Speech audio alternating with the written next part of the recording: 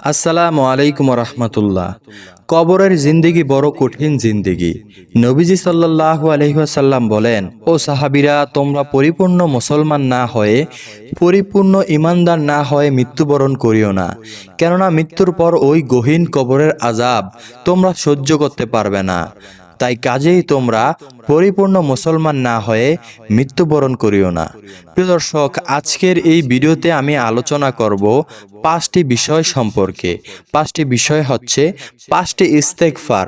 এই 5টি ইস্তেগফার পাঠ করলে আপনারা ইনশাআল্লাহ আল্লাহ তাআলার দরবারে ক্ষমা পেয়ে যাবেন এবং আপনাদের জন্য কবরে রয়েছে ফুলের বিছানা। প্রিয় দর্শক, আমার বিশ্বাস আজকের এই ভিডিওটি তারাই সম্পূর্ণ দেখবেন যারা মন থেকে চান আপনাদের সমস্ত গুনাহ মাফ হয়ে যাক এবং কবরের ওই ভয়াবহ জিন্দেগি থেকে যারা পরিত্রাণ পেতে চান তারাই আজকের এই ভিডিওটি না টেনে সম্পূর্ণ দেখবেন। তাহলে চলুন প্রিয় দর্শক, ভিডিওর মূল আলোচনায় প্রবেশ করা যাক। আজকের এই ভিডিওতে আমি 2টি আলোচনা করব। প্রথমত আলোচনা করব গহীন কবরের ভয়াবহ জিন্দেগি সম্পর্কে। দ্বিতীয়ত আলোচনা করব কোন সেই 5টি ইস্তেগফার, যে 5টি ইস্তেগফার পাঠ করলে সেই গহীন কবরের আযাব থেকে মুক্তি পাওয়া যাবে। তো প্রিয় দর্শক, চলুন আলোচনা শুরু করা যাক। নবীজি সাল্লাল্লাহু আলাইহি ওয়াসাল্লাম হযরতে ফাতেমা রাদিয়াল্লাহু তাআলা আনহুকে ডেকে ডেকে বলেন, ও ফাতেমা, তুমি নিজেকে নিজে জাহান্নামের আগুন থেকে বাঁচাও, কবরের গহীন আযাব থেকে বাঁচাও। কেননা ওই কবরে এত আযাব রয়েছে, এত গহীন অন্ধকার রয়েছে, সেই কবরের আযাব তুমি সহ্য করতে পারবে না। যদি কবরে শান্তি পেতে চাও তাহলে দুনিয়া থেকেই তুমি কবরের ভয় করে যাও এবং আল্লাহ তাআলার হুকুম মেনে যাও। প্রিয় দর্শক, নবীজি সাল্লাল্লাহু আলাইহি সাল্লাম তার মেয়েকে ডেকে ডেকে এই সমস্ত কথাবার্তা বলতেন। একবার ভাবুন, আমার আপনার সেই কবরে গেলে কি হবে। প্রিয় দর্শক, হযরতে ফাতেমা রাদিয়াল্লাহু তাআলা আনহু যখন ইন্তেকাল করলেন, তাকে যখন দাফন দেওয়া হবে তখন দাফনের সময় এক সাহাবী কবরকে উদ্দেশ্য করে বলল, হে কবর, তুমি কি জানো তোমার মাঝখানে আজকে কাকে রাখতে চলেছি? তিনি হলেন হযরতে আলী রাদিয়াল্লাহু তাআলা আনহুর স্ত্রী, যেই আলী রাদিয়াল্লাহু তাআলা আনহু কিনা জান্নাতের টিকিট দুনিয়াতে থাকতেই পেয়ে গেছেন। তাই সাবধান, তুমি তার সাথে খারাপ আচরণ করবে না। কবর থেকে কোনো আওয়াজ আসলো না।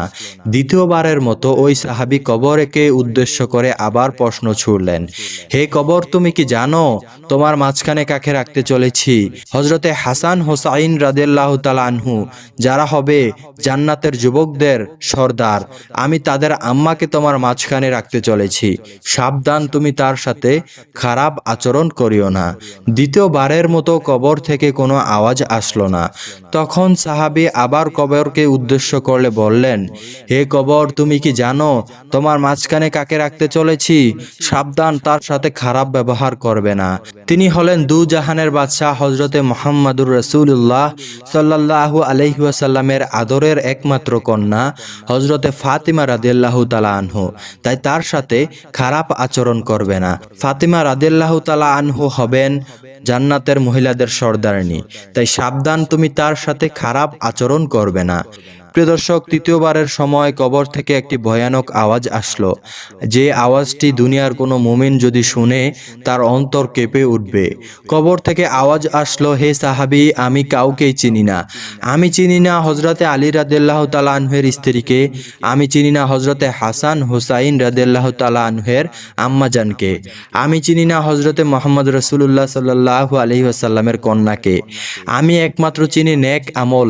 যেই বান্দা নেক আমল নিয়ে কবরে আসবে, আমি তার সাথে সৎ আচরণ করব, ভালো আচরণ করব। আর যে বান্দা এই কবরে আমার মাঝখানে বদকার আমল নিয়ে আসবে, আমি তাকে দিব কঠিন আযাব এবং তার সাথে দুর্ব্যবহার করব। এই কথা শুনে যদি কোনো বান্দার অন্তর না গলে, একবার ভাবুন প্রিয় দর্শক, হযরতে ফাতিমা রাদিয়াল্লাহু তাআলা আনহু, যারা কিনা নবীজির মেয়ে ছিলেন, দুনিয়াতে থাকতেই জান্নাতের টিকিট পেয়ে গিয়েছেন, তাদের প্রতি যদি কবর থেকে ভয়ানক এমন আওয়াজ আসতো আসতে পারে। আমার আপনার কি হবে? আমরা তো সারা জীবন গুনাহ করে গেছি, গুনার মধ্যেই ডুবে থাকি সব সময়। তাই একটু ভয় করুন, আমার আপনার কি হবে প্রিয় দর্শক। নবীজি সাল্লাল্লাহু আলাইহি ওয়াসাল্লাম বলেন, যখন কোনো বদকার বান্দা এই গহীন কবরে প্রবেশ করে তার জন্য রয়েছে কঠিন আযাব। প্রথমত তাকে যখন দাফন করা হয়, তার আত্মীয় স্বজনরা যখন কবরের কাছ থেকে 40 কদম দূরে চলে যায়, তখন আল্লাহ তাআলা ওই কবরে দুজন ফেরেশতা পাঠান। তাদের নাম মুনকার ও নাকির। তারা এসে তাকে বসায় এবং বসানোর পরে তাকে 3টি প্রশ্ন জিজ্ঞাসা করে, তোমার রব কে, তোমার ধর্ম কি, তোমার নবী কে? তখন ওই বান্দা একটিরও উত্তর দিতে পারে না। ওই বান্দা বলে, আমি কিছুই জানি না, আমি কিছুই জানি না, আমি কিছুই জানি না। সে জানবেই বা কি করে? সে তো আর দুনিয়াতে থাকতে নবীজির দেখানো পথে চলে নাই, আল্লাহ তাআলাকে সিজদা করে নাই। তাই সে দুনিয়াতে এইসব না মানার কারণে কবরেও সে এইসব উত্তর দিতে পারবে না। তখন আল্লাহ তাআলা ফেরেশতাদেরকে ডাক দিয়ে বলবেন, হেই ফেরেশতা, তোমরা এই নাফরমান বান্দাকে ধরো, আজকে তাকে ধরে কবরে আযাব দিতে থাকো। কেননা এই নাফরমান বান্দা দীর্ঘ হায়াত পাওয়ার পরেও, এত আয়ু পাওয়ার পরেও আমি আল্লাহকে সঠিক মতো সেজদা করে নাই, আবার নবীর দেখানো পথে চলে নাই।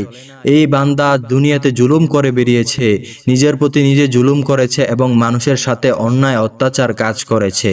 কাজেই তোমরা এই বান্দাকে আজকে ধরো, এই পাপী বান্দাকে শাস্তি দিতে থাকো। তখন আল্লাহ তাআলার হুকুমে ফেরেশতারা তাকে শাস্তি দিতে থাকবে। নবীজি সাল্লাল্লাহু আলাইহি সাল্লাম বলেন, বদকার বান্দার জন্য কিছু কঠিন শাস্তি রয়েছে ওই গহীন কবরে। প্রথম শাস্তি হলো, যখন বদকার বান্দা ওই কবরে পৌঁছায়, কবর ডান পাশ থেকে বাম পাশে এত সজোরে একটি আঘাত করে তার এক পাশের হাড্ডি আরেক পাশের হাড্ডির ভিতরে চুরমার হয়ে ঢুকে যায় এবং কবরের চাপের ফলে তার সমস্ত পাঁজরের আড্ডি পাউডারের মতো হয়ে যায়। নবীজি সাল্লাল্লাহু আলাইহি ওয়াসাল্লাম বলেন, ওই বান্দাকে আরো কঠিন আযাব দেওয়া হবে। তার মধ্যে হলো, তার কবরে বিষাক্ত একটি সাপ ছেড়ে দেওয়া হবে।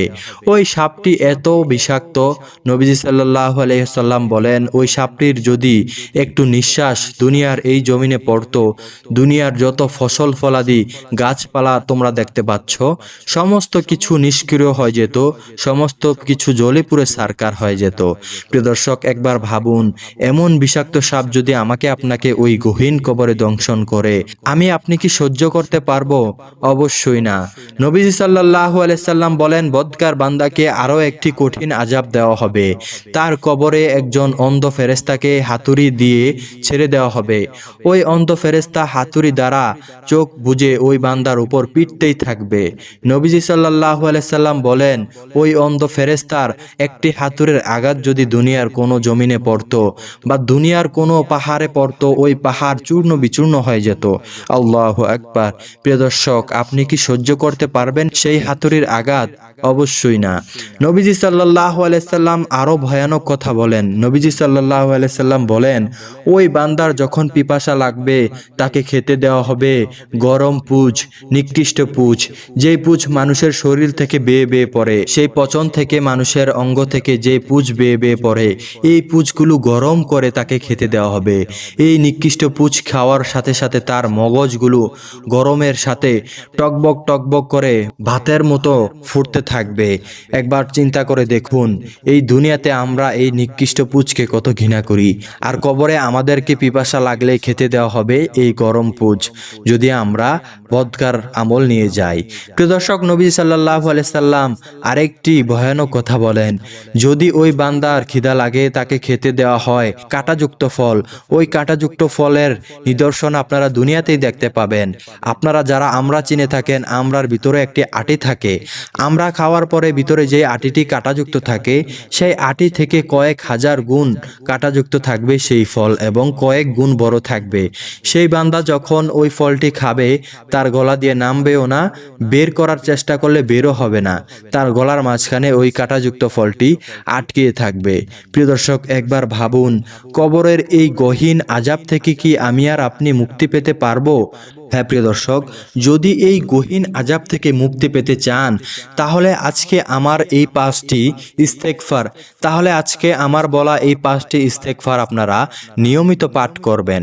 তাই প্রিয় দর্শক, চলুন 5টি ইস্তেগফার জেনে নেই। 1 নম্বরে যে ইস্তেগফারটি রয়েছে, চলুন সেই ইস্তেগফারটি জেনে নেই। আস্তাগফিরুল্লাহ, আস্তাগফিরুল্লাহ, আস্তাগফিরুল্লাহ। প্রিয় দর্শক, এই ইস্তেগফারটি সবচেয়ে ছোট ইস্তেগফার। এই ইস্তেগফারের অনেক ফজিলত রয়েছে। আল্লাহ রাব্বুল আলামিন নবীজি সাল্লাল্লাহু আলাইহি সাল্লামকে বলেন, হে নবী, আপনি যতদিন তাদের মাঝখানে বেঁচে রয়েছেন আমি তাদের উপর আযাব গজব নাজিল করব না। যতদিন তারা ইস্তেগফার পাঠ করবে আমি তাদের উপর গজব নাজিল করব না। প্রিয় দর্শক, নবীজি যতদিন আমাদের মাঝখানে বেঁচে রয়েছেন আমরা শান্তিতে থাকব, আমরা আযাবের সম্মুখীন হব না। এবং আল্লাহ তাআলা দ্বিতীয়ত বলেছেন, যে বান্দারা সব সময় ইস্তেগফার পাঠ করে আমি তাদের উপর গজব নাজিল করব না। তাই প্রিয় দর্শক, আপনি যদি বেশি বেশি করে ইস্তেগফার পাঠ করেন দুনিয়া থেকে আপনার সমস্ত বালা মুসিবত দূর হয়ে যাবে এবং আখিরাতেও আপনার সমস্ত বালা মুসিবত দূর হয়ে যাবে। কবরে রয়েছে আপনার জন্য শান্তি এবং ফুলের বিছানা। প্রিয় দর্শক, নবীজি সাল্লাল্লাহু আলাইহি সাল্লাম এই ইস্তেগফারটি পাঠ করতেন প্রতি ফরজ সালাতের পর। ফরজ নামাজের পর যখন সালাম ফিরাতেন তখন নবীজি সাল্লাল্লাহু আলাইহি সাল্লাম একবার আল্লাহু আকবার বলে 3 বার আস্তাগফিরুল্লাহ, আস্তাগফিরুল্লাহ, আস্তাগফিরুল্লাহ পাঠ করতেন। প্রিয় দর্শক, তাই আপনারাও যখন ফরজ সালাত আদায় করবেন নামাজ পড়ার পরে সালাম ফিরানোর পরে একবার আল্লাহু আকবার বলে 3 বার আস্তাগফিরুল্লাহ, আস্তাগফিরুল্লাহ, আস্তাগফিরুল্লাহ পাঠ করবেন। ইনশাআল্লাহ আল্লাহ তাআলা আপনাদের এই ইস্তেগফারের উসিলায় আপনাদের জীবনের সমস্ত গুনাহ মাফ করে দেবেন। প্রিয় দর্শক, দ্বিতীয় নম্বরে যে ইস্তেগফারটি রয়েছে চলুন সেই ইস্তেগফারটিও জেনে নেই। রব্বিগফিরলি ওয়া আতুবু আলাইয়া ইন্নাকা আনতাত তাওয়াবুর রহিম। প্রিয় দর্শক, আমি আবারও বলছি, আপনারা মনোযোগ সহকারে শুনুন। রব্বিগফিরলি ওয়া আতুবু আলাইয়া ইন্নাকা আনতাত তাওয়াবুর রহিম। এর অর্থ হলো, হে আমার রব, আমাকে ক্ষমা করুন এবং আমার তওবা কবুল করে নিন। নিশ্চয়ই আপনি তওবা কবুলকারী এবং দয়ালু।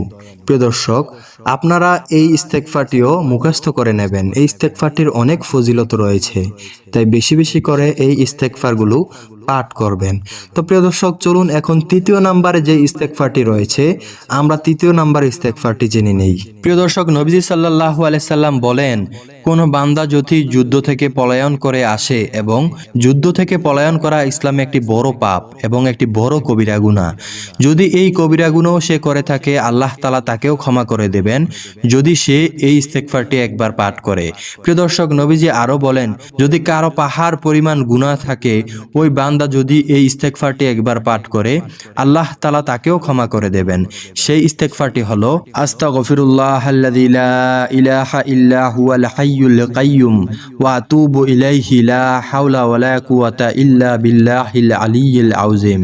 প্রিয় দর্শক, আমি আবারও বলছি, আপনারা মনোযোগ সহকারে শুনুন। আস্তাগফিরুল্লাহাল্লাযী লা ইলাহা ইল্লা হুয়াল হাইয়ুল কাইয়্যুম ওয়া আতুবু ইলাইহি লা হাওলা ওয়ালা কুওয়াতা ইল্লা বিল্লাহিল আলিয়্যিল আযীম। তাই আপনারা যদি আপনাদের সমস্ত গুনাহ মাফ করতে চান এই ইস্তেগফারটি বেশি বেশি করে পাঠ করবেন। ইনশাআল্লাহ আল্লাহ তাআলা আপনাদের যদি সমুদ্রের ফেনা পরিমাণও গুনাহ থেকে থাকে আল্লাহ তাআলা ক্ষমা করে দেবেন এবং এই ইস্তেগফারের বদলতে আপনাকে কবরের আযাব থেকে মুক্তি দান করবেন। সুবহানাল্লাহ, আল্লাহু আকবার। তাই প্রিয় দর্শক, আমরা হাঁটতে বসতে উঠতে যখনই সময় পাবো আমরা ইস্তেগফার বেশি বেশি করে পাঠ করব ইনশাআল্লাহ। 4 নম্বরে যে ইস্তেগফারটি রয়েছে চলুন আপনাদেরকে সেটিও জানিয়ে দেই। 4 নম্বর ইস্তেগফারটি হলো আল্লাহুম্মা গফিরলি ওয়া আরহামনি ওয়া আতুবু আলাইয়া। আমি আবারও বলছি প্রিয় দর্শক, আপনারা মনোযোগ সহকারে শুনুন। আল্লাহুম্মা গফিরলি ওয়া আরহামনি ওয়া আতুবু আলাইয়া। এই ইস্তেগফারটির অর্থ হলো, হে আল্লাহ, আমাকে ক্ষমা করে দিন, আমার প্রতি রহম করুন এবং আমার তওবা কবুল করুন। প্রিয় দর্শক, এই ইস্তেগফারটিও আপনারা মনোযোগ সহকারে পাঠ করবেন ইনশাআল্লাহ। প্রিয় দর্শক, সর্বশেষ এবং পঞ্চম নম্বরে যে ইস্তেগফারটি রয়েছে, এই ইস্তেগফারকে বলা হয় সর্বশ্রেষ্ঠ ইস্তেগফার এবং ক্ষমা চাওয়ার সর্বশ্রেষ্ঠ পন্থা। প্রিয় দর্শক, নবী করিম সাল্লাল্লাহু আলাইহি ওয়াসাল্লাম বলেন, যেই বান্দা এই ইস্তেগফার সকালবেলা পাঠ করবে, সে যদি সন্ধ্যা হওয়ার আগ পর্যন্ত মারা যায়, তখন সে সাথে সাথে জান্নাতি হবে। সুবহানাল্লাহ। তদ্রূপ ওই বান্দা যদি সন্ধ্যায় এই ইস্তেগফার একবার পাঠ করে, সে যদি সকাল হওয়ার আগে মারা যায়, তাহলে সে জান্নাতি হবে। সুবহানাল্লাহ। প্রিয় দর্শক, দিনে যদি এই ইস্তেগফার 2 টাইমে পাঠ করতে পারেন, আপনার আর কিছুই প্রয়োজন হবে না। আপনি যদি দৈনিক 2 বার ইস্তেগফারটি সকাল সন্ধ্যা পাঠ করেন, আপনি দিনে যে কোনো সময় মারা যান না কেন, আপনি সাথে সাথে জান্নাতে চলে যাবেন ইনশাআল্লাহ। প্রিয় দর্শক, চলুন সেই ইস্তেগফারটি জেনে নেওয়া যাক। সেই ইস্তেগফারের নাম হচ্ছে সাইয়্যিদুল ইস্তেগফার। হ্যাঁ প্রিয় দর্শক, সাইয়্যিদুল ইস্তেগফারের মাধ্যমে যদি আপনি ক্ষমা প্রার্থনা করেন, আপনি সাথে সাথে ক্ষমা পেয়ে যাবেন এবং আপনার দোয়া আল্লাহ তাআলা সাথে সাথে কবুল করে নেবেন। সুবহানাল্লাহ। তো প্রিয় দর্শক, চলুন সেই ইস্তেগফারটি জেনে নেওয়া যাক। আমি স্ক্রিনে দিয়ে দেব ইনশাআল্লাহ। আপনারা স্ক্রিন থেকে দেখে দেখে এই দোয়াগুলো শিখে নেবেন, এই ইস্তেগফারগুলো শিখবেন। তো প্রিয় দর্শক, চলুন জেনে নেই। আল্লাহুম্মা আনতা রাব্বি লা ইলাহা ইল্লা আনতা খলাকতানি ওয়া আনা আবদুকা ওয়া আনা আলা আহদিকা ওয়া ওয়াদিকা মাসতাতাতু আউযু বিকা মিন শাররি মা সানাতু আবু লাকা বিনিহমাতিকা আলাইয়া ওয়া আবু বিজামবি ফাগফিরলি ফা ইন্নাহু লা ইয়াগফিরুয যুনুবা ইল্লা আনতা। প্রিয় দর্শক, আমি আবারও বলছি, আপনারা মনোযোগ সহকারে শুনুন। আল্লাহুম্মা আনতা রাব্বি লা ইলাহা ইল্লা আনতা খলাকতানি ওয়া আনা আবদুকা ওয়া আনা আলা আহদিকা ওয়া ওয়াদিকা মাসতাতাতু আউযু বিকা মিন শাররি মা সানাতু আবু লাকা বিনিমাতিকা আলাইয়া ওয়া আবু বিজামবি ফাগফিরলি ফা ইন্নাহু লা ইয়াগফিরুয যুনুবা ইল্লা আনতা। প্রিয় দর্শক, এটির অর্থ হলো, হে আল্লাহ, আপনি আমার প্রতিপালক, আপনি ছাড়া কোনো ইলাহ নেই। আপনি আমাকে সৃষ্টি করেছেন এবং আমি আপনার বান্দা। আমি আমার কৃতকর্মের অনিষ্ট থেকে আপনার কাছে আশ্রয় চাই। আমি আমার সাধ্যমতো আপনার উপর দেওয়া অঙ্গীকার ও প্রতিশ্রুতির উপর প্রতিষ্ঠিত আছি। আমার প্রতি আপনার যে নেয়ামত আছে, আমি তা স্বীকার করছি এবং আমার গুনাহের কথাও স্বীকার করছি। অতএব আপনি আমাকে ক্ষমা করে দিন, কারণ আপনি ছাড়া আর কেহই গুনাহ ক্ষমা করতে পারে না। আল্লাহু আকবার। প্রিয় দর্শক, এই ইস্তেগফার হলো ক্ষমা চাওয়ার সর্বশ্রেষ্ঠ দোয়া, কারণ এই ইস্তেগফারের মাঝখানে আপনি আপনার গুনাহ কৃতকর্মের সমস্ত কিছু আল্লাহ তাআলার দরবারে জানান দেন এবং আল্লাহ তাআলাকে বলেন আপনাকে ক্ষমা করে দেওয়ার জন্য। তাই প্রিয় দর্শক, এই সুন্দর দোয়াটুকু আপনারা মুখস্থ করে নেবেন ইনশাআল্লাহ। এই ইস্তেগফারের বদলতে আপনাদের জীবনের সমস্ত গুনাহ আল্লাহ তাআলা মাফ করে দেবেন। তাই প্রিয় দর্শক, এই ছিল আজকের মতো ভিডিও। এই রকম ভিডিও পেতে চাইলে আমাদের চ্যানেলটি সাবস্ক্রাইব করবেন এবং সামনের ভিডিওতে আমি আরো একটি সুন্দর ভিডিও নিয়ে আসছি। তো আজকের মতো বিদায় নিচ্ছি। আল্লাহ হাফেজ।